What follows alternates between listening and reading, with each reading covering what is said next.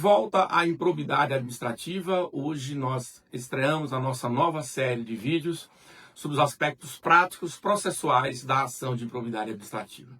E o porquê desse tema? Porque na minha experiência, primeiro como advogado público, advogado da União lá atrás, depois nos mais de 10 anos que permaneci como juiz federal julgando improbidade, agora de volta como advogado público novamente, e como professor. Recentemente eu dei aula na Escola Superior do Ministério Público do DF, um módulo de pós-graduação sobre improbidade administrativa. Eu sempre percebi uma dificuldade assim, prática, uma certa trava processual, procedimental na atuação dos profissionais no ambiente da improbidade. E achei então que, depois de gravar vídeos e, enfim, estudar muito do direito material, seria a hora de falar sobre a prática, como é que efetivamente acontece uma ação de improbidade administrativa. E essa série de vídeos, então, é para isso. Ela é destinada àqueles que advogam na área, aos que trabalham no Ministério Público, àqueles que estudam para o concurso, que também é um tema extremamente relevante, é pulsante, é toda hora, em todo que é concurso, isso está sendo cobrado. Mas, acima de tudo, a ideia é que a gente possa falar daquilo que realmente importa na prática para que você possa tocar uma ação de improbidade, seja como autor, seja como réu, como advogado do réu na ação de improbidade. Beleza? Então, nessa série, vamos falar de diversos assuntos. Da petição inicial, dos recursos, da decisão do juiz que tem que fazer a tipificação do ato de improbidade. Enfim, nós vamos passar um olhar geral sobre as questões práticas mais relevantes da improbidade e, claro, como sempre, levando em conta os aspectos relativos à jurisprudência. De nada adianta você conhecer a lei, saber o que diz a doutrina, se você estiver desinformado sobre os entendimentos que já foram firmados, sobre os temas que estão em debate na jurisprudência brasileira, especialmente no Superior Tribunal de Justiça, que é o tribunal que tem a missão constitucional de interpretar, por último, por excelência, a lei, a legislação federal e, portanto, a lei de improbidade administrativa, que é, obviamente, uma lei federal. Beleza? No vídeo de hoje, a gente vai falar sobre a natureza jurídica da ação de improbidade. E isso é prático, Jamil? Sim, isso é muito prático. Porque se eu sei a natureza jurídica, eu sei como interpretar e como aplicar a lei. É por isso que esse é o primeiro vídeo. O primeiro vídeo é para você saber que a ação de improbidade administrativa, embora lá no passado tenha gerado discussões, etc., ela sempre foi vista na jurisprudência, na prática, como uma ação civil. Ela não tem natureza criminal. A nova lei, ela mantém essa lógica. Aliás, ela nem sequer poderia alterar essa lógica, porque a própria Constituição, o artigo 37, parágrafo 4, prevê que os atos de improbidade administrativa importarão na suspensão do direito político, perda de bens, etc., vírgula, e no direito o que importa é o que vem depois da vírgula, né? Vírgula, sem prejuízo das sanções penais cabíveis. Ou seja, a improbidade já é tratada constitucionalmente como algo não penal.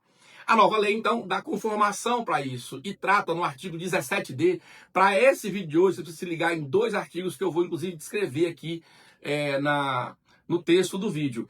O artigo 37, parágrafo 4 da Constituição e o 17D da Lei de Improbidade, da nova lei, esse dispositivo foi incluído pela nova lei, que prevê que a ação de improbidade tem caráter repressivo, sancionatório e se destina a aplicar sanções, vírgula de novo, não constituindo ação civil. E aí muitos desavisados já vão logo pensando, ora, se não é civil é porque é criminal. Claro que não, tem nada a ver com isso. O que o legislador quis foi corrigir, ou pelo menos dar conformação a um problema histórico, que é a utilização da ação de improbidade administrativa como se a ação civil pública fosse. Embora elas sempre foram meio misturadas, uma espécie de falsa ação de improbidade ou falsa CP, havia até essas tecnologias, o STJ sempre admitiu, e a jurisprudência brasileira como um todo, e eu também, quando era juiz, processava ações que se chamavam ações civil pública de improbidade. Uma certa mistura que havia, mas agora a nova lei ela teve essa intenção clara de separar. A ação de improbidade é civil, mas é para aplicar sanções, ela é sancionatória, caráter punitivo, não constituindo ação civil pública. Por quê? Porque o papel dela não é controlar a legalidade do agir administrativo em caráter preventivo. Então, por exemplo, se o promotor de justiça da comarca X entende que aquela ação do município ela é ilegal, ele deve mover uma ação civil pública. Por quê? Porque ele tem a intenção de controlar judicialmente a execução de um ato administrativo, de um procedimento, de uma política pública. Se a intenção é essa, ação civil pública. Se a intenção é punir o gestor faltoso, ação de improbidade. É claro que, é importante perceber isso, na ação de improbidade você tem a possibilidade de buscar o ressarcimento ao erário. Claro que tem. É dever É dever do julgador condenar, ressarcir o erário na hipótese em que houver dano patrimonial efetivo e comprovado. Mas não confunda, não confunda. Uma coisa é a ação civil pública, que você pode manejar, que o Ministério Público usa para controlar a política pública, etc. Outra coisa é a ação de improbidade administrativa, que tem caráter punitivo sancionatório. Mas é punitivo, mas é criminal? Não, claro que não. E por que isso importa na prática, já que o nosso vídeo é prático? Se a ação de improbidade fosse criminal, a nova lei teria retroagido de forma totalmente diferente daquilo que o Supremo decidiu no tema que julgou da improbidade. Concordam? Porque a retroatividade da ação penal, da sanção penal, da lei penal é diferente.